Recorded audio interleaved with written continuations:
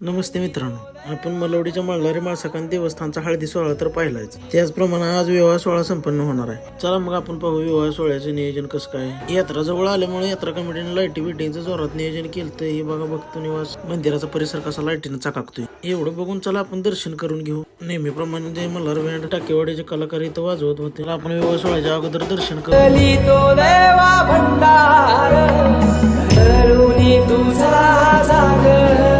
आतमध्ये आलो. देवाच्या हळदी दिवशीची देवाला घातलेला साज होता. शेला, पागोटा, बाशिंग ते काही अजून उतरवले नव्हते. आलो दर्शन घेऊन बाहेर. त्यांचं चाललेलं वाजवायचं.